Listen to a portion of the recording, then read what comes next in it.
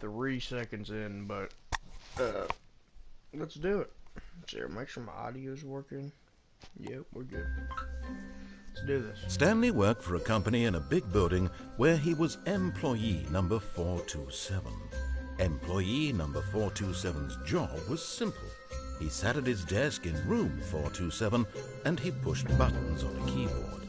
Orders came to him through a monitor on his desk, telling him what buttons to push, how long to push them, and in what order. This is what employee 427 did every day of every month of every year. And although others might have considered it soul-rending, Stanley relished every moment that the orders came in, as though he had been made exactly for this job. And Stanley was happy. And then one day, something very peculiar happened. Something that would forever change Stanley. Something he would never quite forget. He had been at his desk for nearly an hour when he realized that not one single order had arrived on the monitor for him to follow. Uh-oh. No one had showed up to give him instructions, call a meeting, or even say hi. Never in all his years at the company had this happened. This I'm gonna complete... pause this right quick. Hold on. So, for information, let me make sure the subtitles are on. Subtitles. isolation. Okay, they are. I didn't even realize that. Okay, anyways, so I've avoided all content on this game. So I've not watched any videos. I've avoided as little as I could. I've watched a little bit, but not a lot. Something was very clearly wrong. So I can go to sleep, Shocked, frozen solid, Stanley found himself unable to move for the longest time. But as he came to his wits and regained his senses, he got up from his desk and stepped out of his office. Uh-oh. Hold on. Let me respond to this message right quick. Stand by.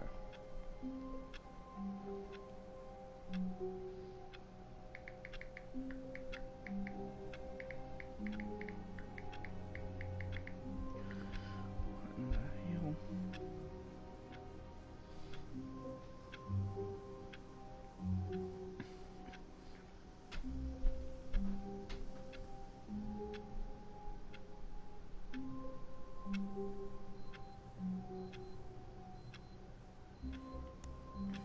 Okay. Let's do this. I just now realized my headset thing wasn't All even of his down, so I didn't know co-workers if you were guys could gone. even hear me. What could it But mean? anyways, what have you Stanley been decided to doing? go to the meeting room. Welcome Perhaps to he the had Stanley simply missed a Parable. memo. Where in the hell are we at? Anything in drawers? No matter how hard Stanley looked, he couldn't find a trace of his co-workers.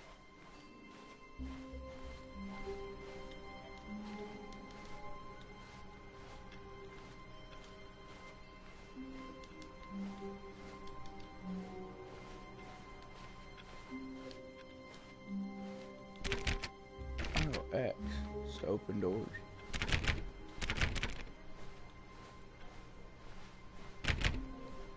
Stanley went around touching every little thing in the office, but it didn't make a single difference, nor did it advance the story in any Okay, way. hold on, guys. I will be right back.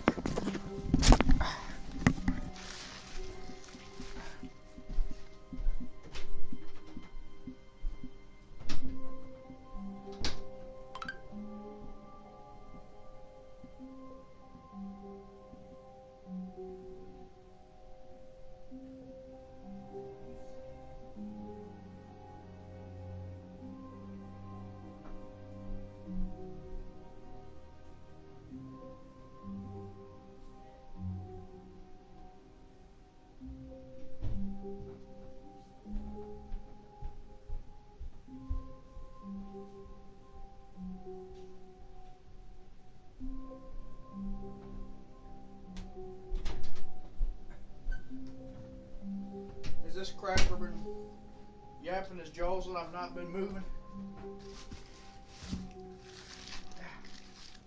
Well, I don't know, but we'll soon find out now, aren't we?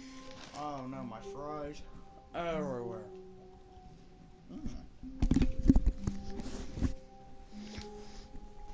know Arby's fries was that good.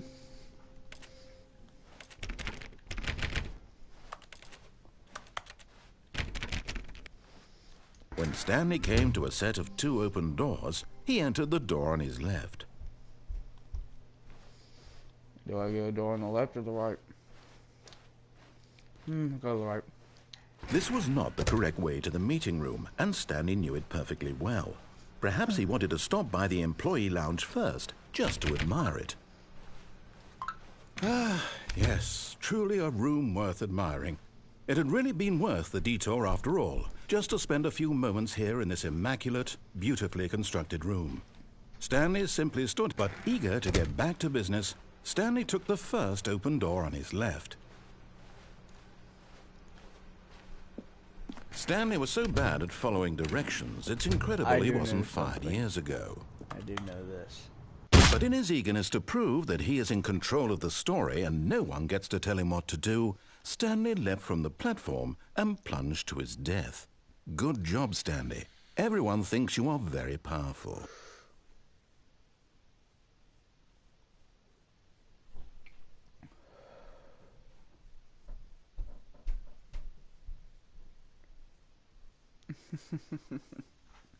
I saw that on a YouTube short before I got the game. I thought that was kind of funny.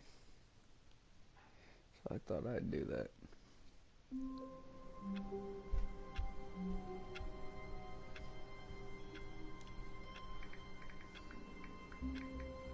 So apparently you can die.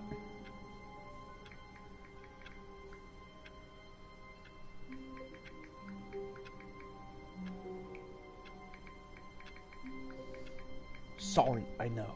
People are texting me. I know. Get back to the game, Mason. Shut up. Okay. All of his co-workers were gone. What could it mean? Stanley decided to go to the meeting room. Perhaps he had simply missed a memo.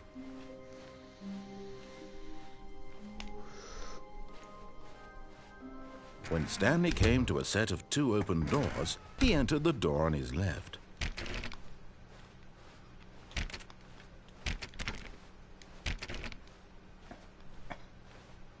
Yet there was not a single person here either.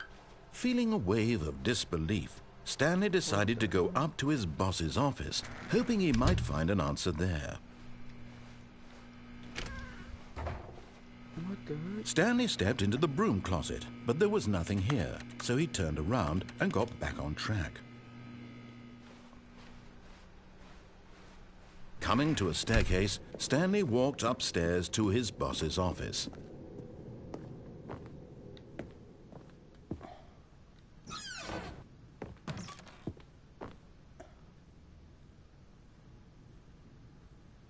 I've got the feeling money's for stealing, but not yours, of course.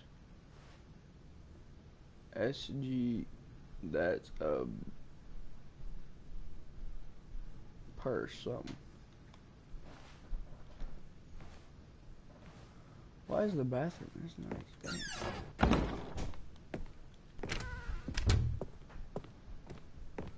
What's it here?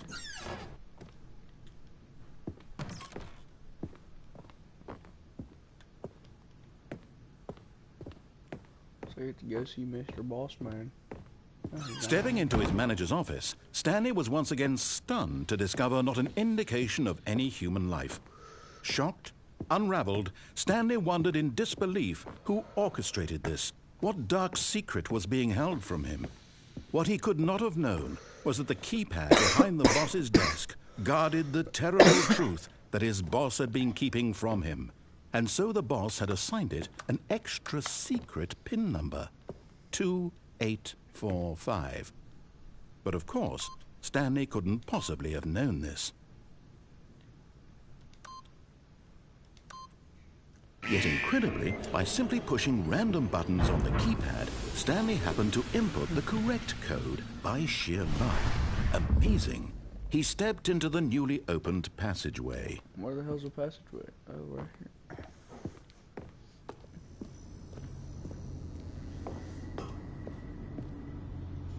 Oh, I don't like that. What's over here? Nothing. Okay. Looks like we're going up. Or down. around.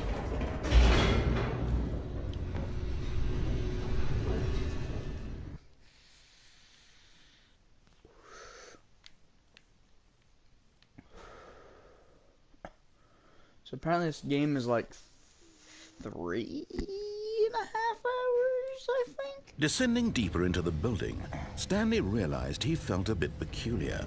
It was a stirring of emotion in his chest, as though he felt more free to think for himself, to question the nature of his job. Why did he feel this now, when for years it had never occurred to him? This question would not go unanswered for long.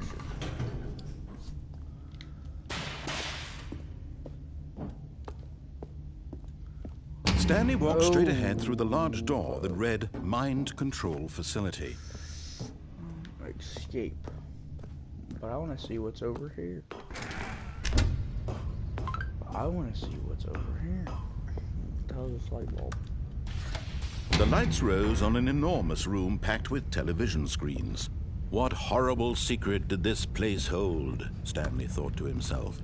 Did he have the strength to find out? Oh, crap.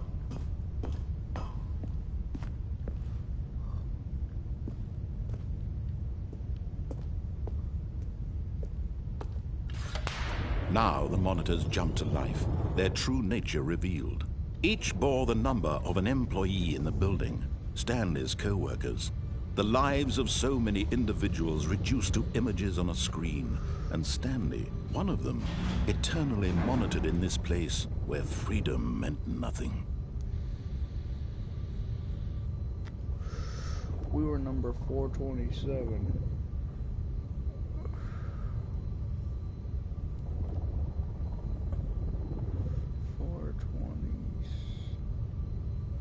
I'm pretty sure it is 427.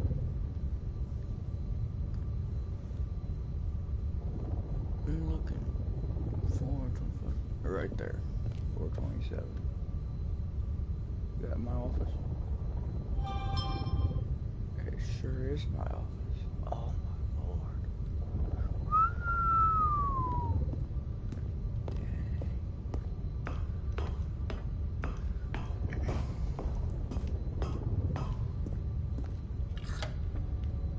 This mind control facility, it was too horrible to believe. It couldn't be true. Had Stanley really been under someone's control all this time? Was this the only reason he was happy with his boring job? That his emotions had been manipulated to accept it blindly? No, he refused to believe it. He couldn't accept it. His own life in someone else's control? Never! It was unthinkable. Wasn't it? Was it even possible? Had he truly spent his entire life utterly blind to the world?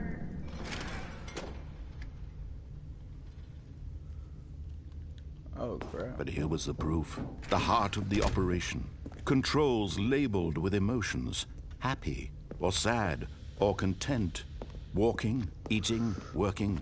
All of it monitored and commanded from this very place. And as the cold reality of his past began to sink in, Stanley decided that this machinery would never again exert its terrible power over another human life. For he would dismantle the controls once and for all.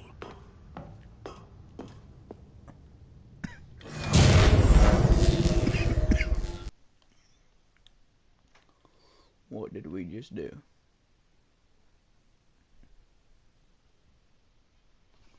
What did we do?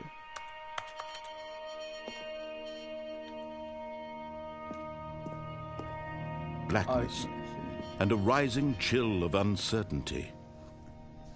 Was it over? Yes! He had won! He had defeated the machine, unshackled himself from someone else's command. Freedom was mere moments away. And yet, even as the immense door slowly opened, Stanley reflected on how many puzzles still lay unsolved. Where had his co-workers gone? How had he been freed from the machine's grasp? What other mysteries did this strange building hold? But as sunlight streamed into the chamber, he realized none of this mattered to him, for it was not knowledge or even power that he had been seeking, but happiness. Perhaps his goal had not been to understand, but to let go. No longer would anyone tell him where to go, what to do, or how to feel. Whatever life he lives, it will be his. And that was all he needed to know. It was perhaps the only thing worth knowing. Stanley stepped through the open door.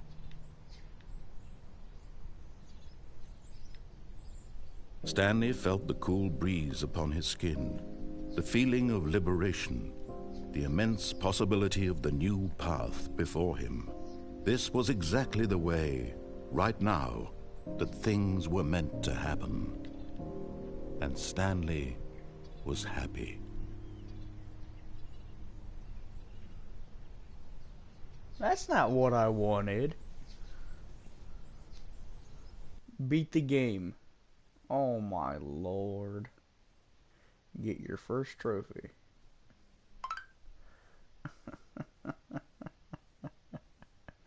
Don't tell me I gotta restart and do all that shit again. I'm gonna be pissed. I'm gonna be pissed. Oh shit. Oh shit. All of his co-workers were gone. What could it mean? Stanley decided to go to the meeting room. Perhaps he had simply missed a memo.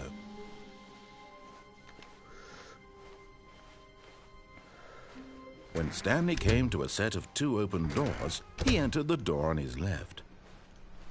Yep, I entered the door on my left. Yet there was not a single person here either.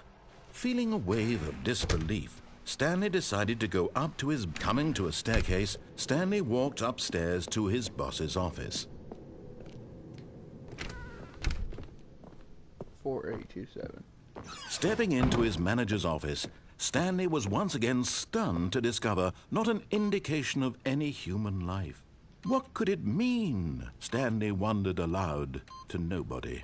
He began wildly tearing through papers on the boss's desk, pulling books off the shelf, looking behind paintings, desperate for clues to his situation. But his attention was caught by a keypad behind the boss's desk. What could its purpose be? In fact, this keypad guarded the terrible secret that lay buried below his feet. And so the boss had assigned it an extra secret PIN number, 2845. But of course, Stanley couldn't possibly have known this. Yet incredibly, by simply pushing random buttons on the keypad, Stanley happened to input the correct code by sheer luck. Amazing. He stepped into the newly opened passageway.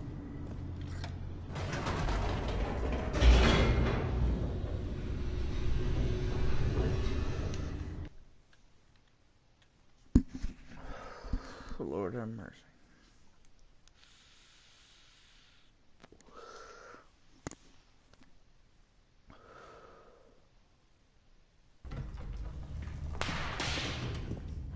Oh, I forgot what to walk this fucking time. Stanley walked straight ahead through the large door that read Mind Control Facility.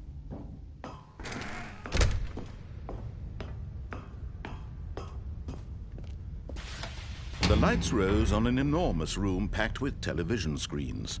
What horrible secret did this place hold? Stanley thought to himself. Did he have the strength to find out?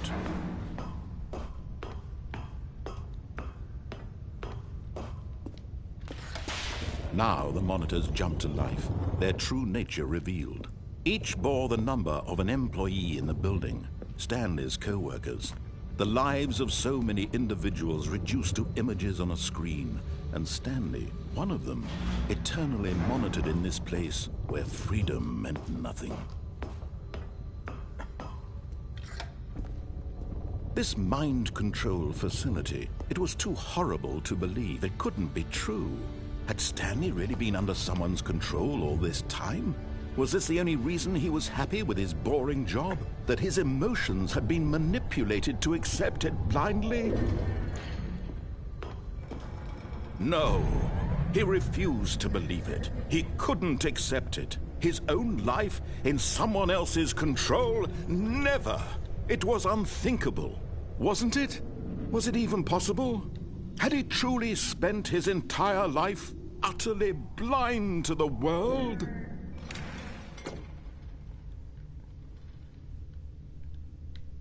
But here was the proof. The heart of the operation.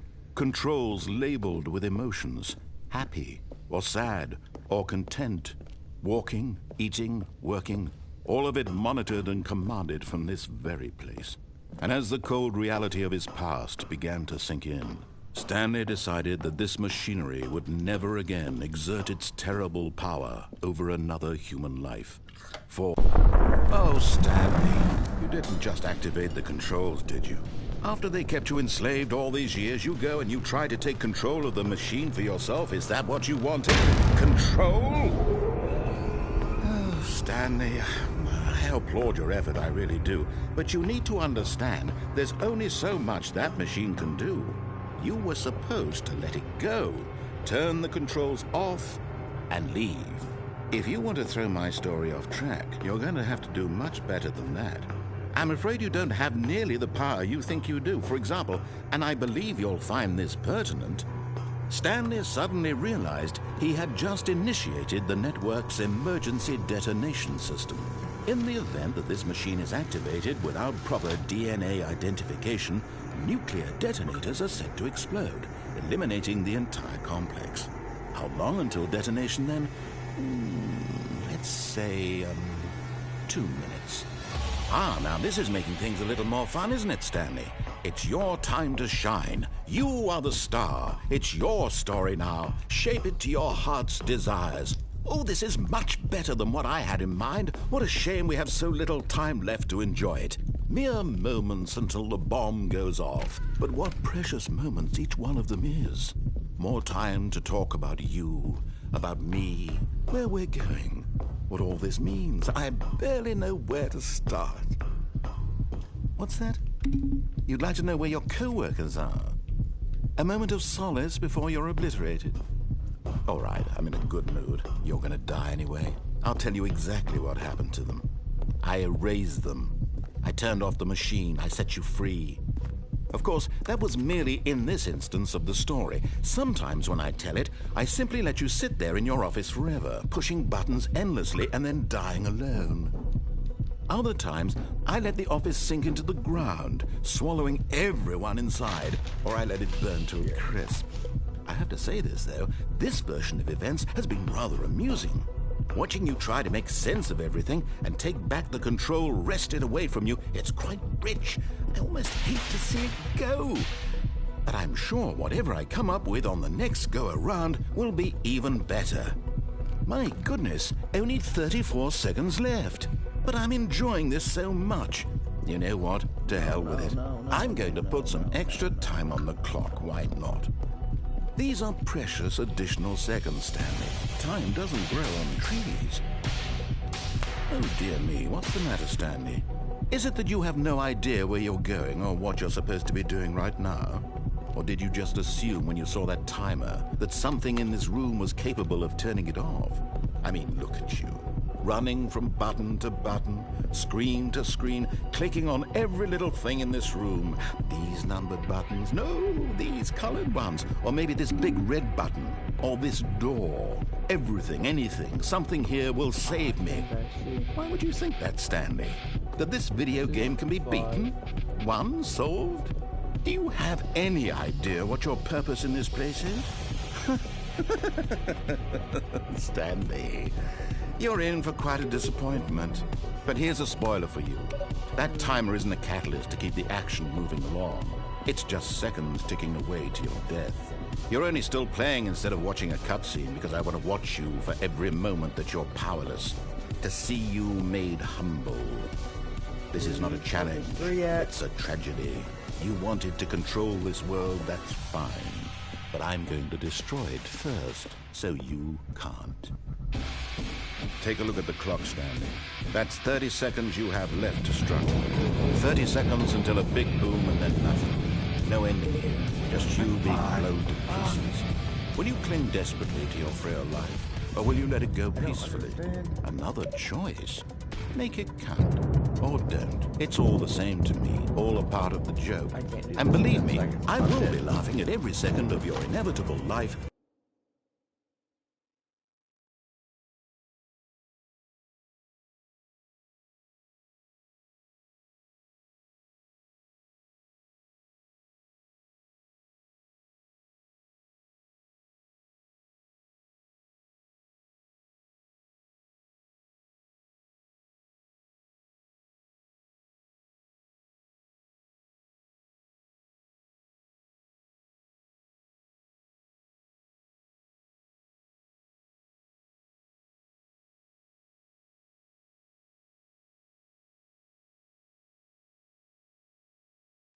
From the moment we fade in until the moment I say happily ever after. No. Oh. Crap.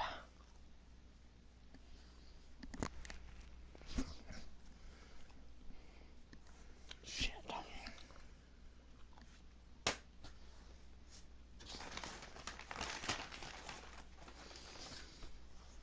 Why, man? Why are we talking about fucking beginning?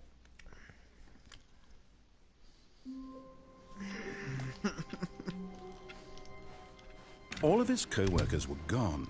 What could it mean? Stanley decided to go to the meeting room. Perhaps he had simply missed a memo.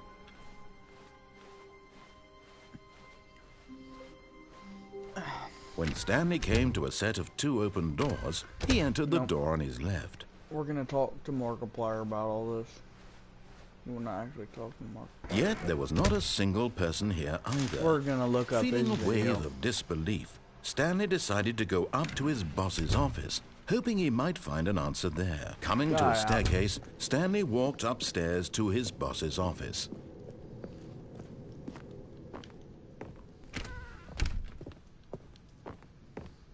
The moment he entered his manager's office, Stanley froze in his tracks. Not a living soul anywhere. Stanley was in such a rush to get through the story as quickly as possible, he didn't even have a single minute to just let the narrator talk. That kind of anxiety isn't healthy, so he relaxed for a few moments with some calming New Age music.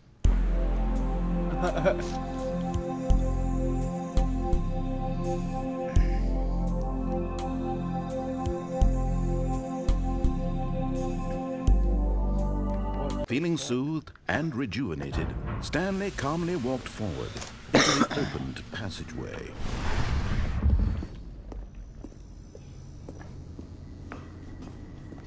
Okay, let's go to Markiplier now. I've watched apparently all 3 hours of this, but I was asleep like half of it. But from what I did watch, it looked kind of interesting. I don't remember anything about this freaking game. It was a facility for monitoring and surveilling. So I made humble. This is not a challenge. It's a tragedy. You wanted to control this world, that's fine. But I'm going to destroy it. So you can't. Okay. Take a look at the clock, Stanley. That's 30 seconds you have left to struggle. 30 seconds until a big boom and then nothing. No ending here. Just you being blown to pieces. I mean, technically that is kind of an ending. To your frail life. Or will you let it go peacefully? Another choice. Make it count. Or don't. It's all the same to me. All a part of the joke. And believe me, I will be laughing at every second of your inevitable life from the moment we fade in until the moment I say happily ever after.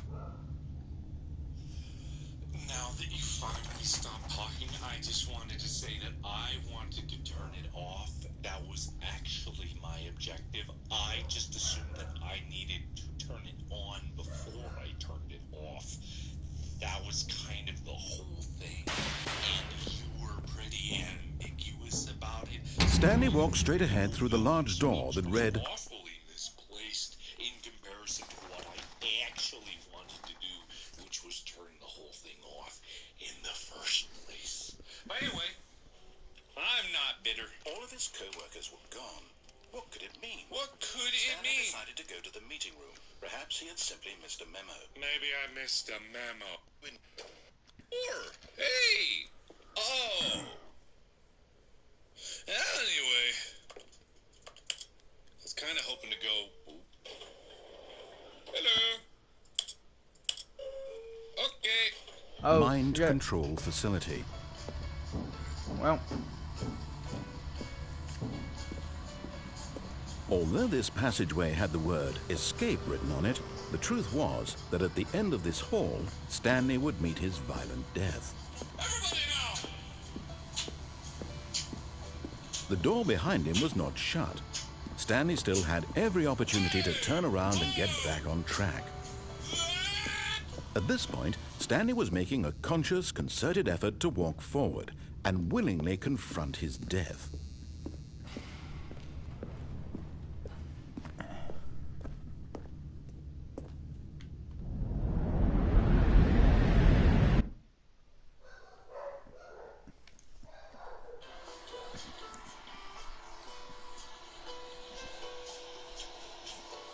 Looks like I have a robot eye. Yes. what the hell?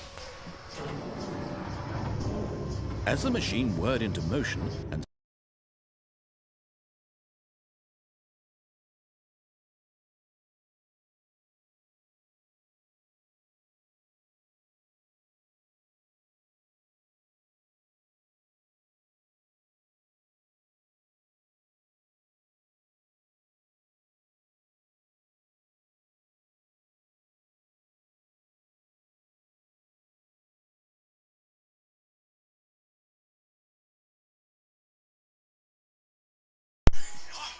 Stanley was inched closer and closer to his demise, it reflected that his life had been of no consequence whatsoever.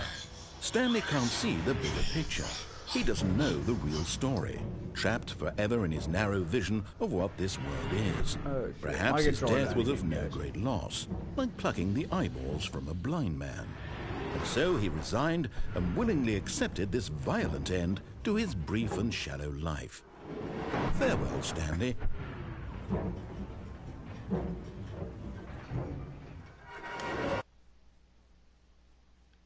"Farewell, Stanley," cried the narrator, as Stanley was led helplessly into the enormous metal jaws.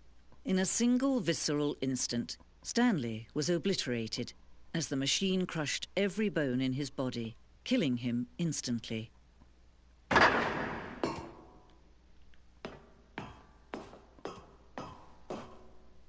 And yet it would be just a few minutes before Stanley would restart the game, back in his office, as alive as ever. What exactly did the narrator think he was going to accomplish? When every path you can walk has been created for you long in advance, death becomes meaningless, making life the same. Do you see now? Do you see that Stanley was already dead from the moment he hit start? What the hell? The office.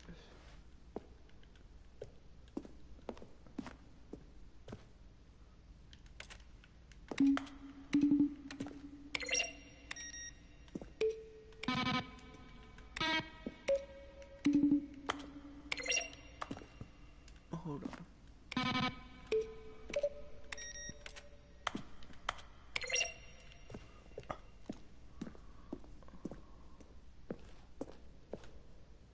Maintenance room.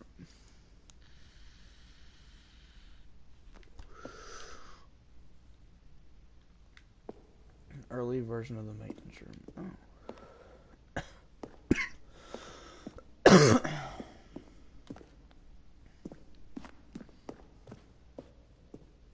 This is pretty fucking boring. Game design mock-up. This is the level. William, the level designer, sent Davey, the writer, a kind adulation piece of strength. This level got William hired to design a full game. Through much environment has changed, the basic layout of the mock-up is still in the game.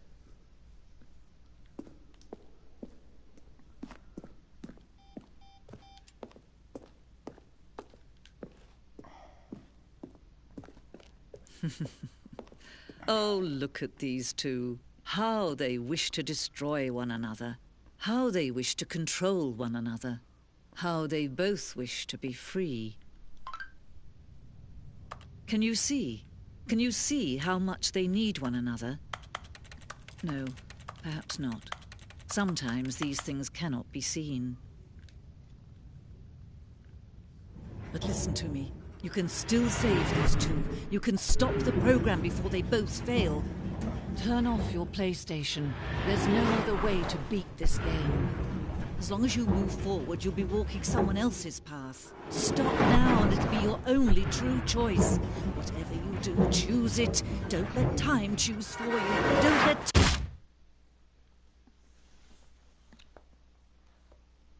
Oh, damn. Am I dead again?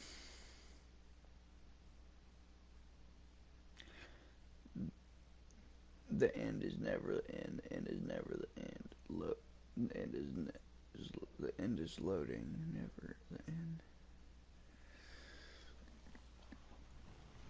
Oh, my back. Oh.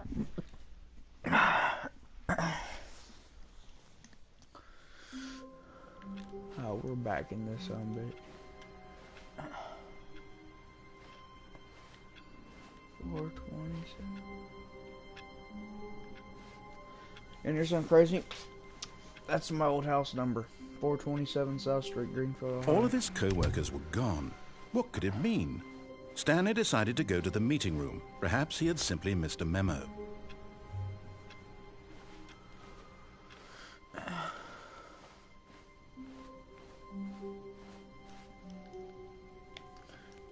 When Stanley came to a set of two open doors, he entered the door on his left.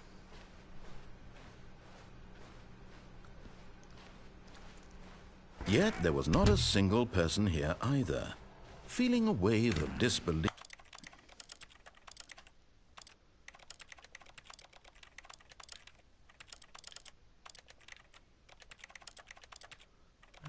Cool. Stanley decided to go up to his boss's office. Coming to a staircase, Stanley walked upstairs to his boss's office. But Stanley just couldn't do it. He considered the possibility of facing his boss. Admitting he had left his post during work hours, he might be fired for that. And in such a competitive economy, why had he taken that risk? All because he believed everyone had vanished? His boss would think he was crazy. And then something occurred to Stanley. Maybe, he thought to himself, maybe I am crazy. All of my co-workers blinking mysteriously out of existence in a single moment for no reason at all? None of it made any logical sense. And as Stanley pondered this, he began to make other strange observations. For example, why couldn't he see his feet when he looked down? Why did doors close automatically behind him wherever he went? And for that matter, these rooms were starting to look pretty familiar. Were they simply repeating? No, Stanley said to himself, this is all too strange. This can't be real. And at last, he came to the conclusion that had been on the tip of his tongue. He just hadn't found the words for it. Well, I'm dreaming! He yelled. This is all a dream.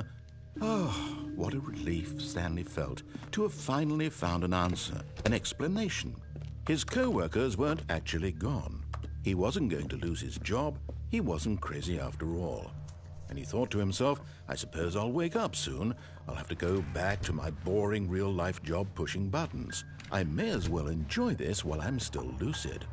So, he imagined himself flying and began to gently float above the ground. Then he imagined himself soaring through space on a magical starfield, and it too appeared. It was so much fun, and Stanley marveled that he had still not woken up. How was he remaining so lucid? And then perhaps the strangest question of them all entered Stanley's head. One he was amazed he hadn't asked himself sooner. Why is there a voice in my head dictating everything that I'm doing and thinking? Now the voice was describing itself being considered by Stanley, who found it particularly strange. I'm dreaming about a voice describing me, thinking about how it's describing my thoughts, he thought. And while he thought it all very odd and wondered if this voice spoke to all people in their dreams, The truth was that, of course, this was not a dream. How could it be? Was Stanley simply deceiving himself?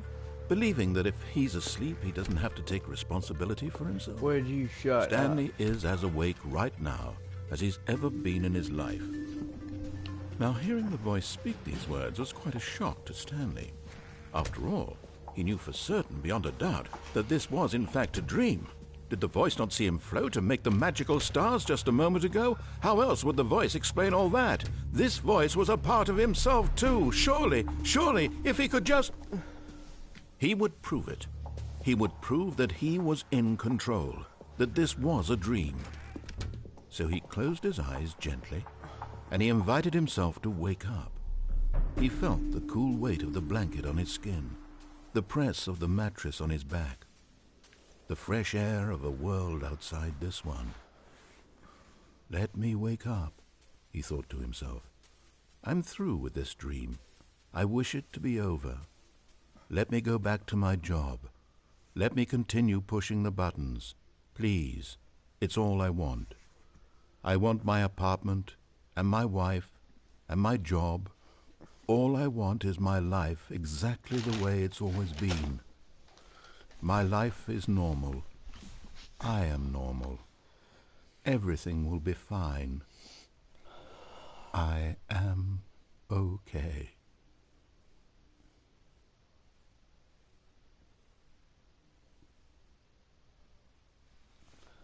Stanley began screaming. Please, someone, wake me up. My name is Stanley. I have a boss. I have an office. I am real. Please, just someone tell me I am real. I must be real. I must be. Can anyone hear my voice? Who am I? Who am I? And everything went black.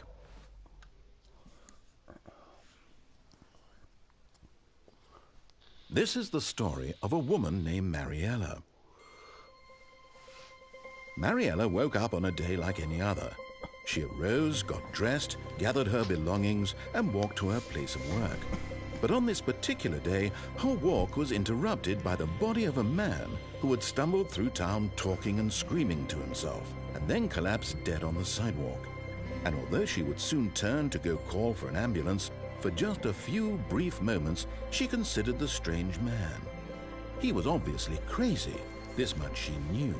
Everyone knows what crazy people look like. And in that moment, she thought to herself how lucky she was to be normal. I am sane. I am in control of my mind. I know what is real and what isn't. It was comforting to think this, and in a certain way, seeing this man made her feel better. But then she remembered the meeting she had scheduled for that day, the very important people whose impressions of her would affect her career, and by extension, the rest of her life. She had no time for this, so it was only a moment that she stood there, staring down at the body. And then she turned and ran.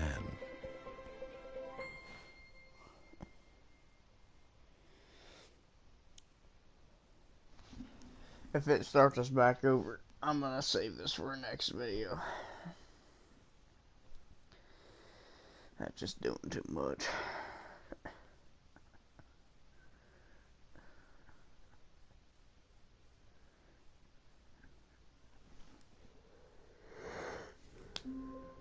Okay. Well, that's gonna wrap up today's video, guys. If you guys enjoyed, make sure to like and subscribe. And go up, down on that subscribe button. I love y'all, and I'll catch y'all next time. Goodbye.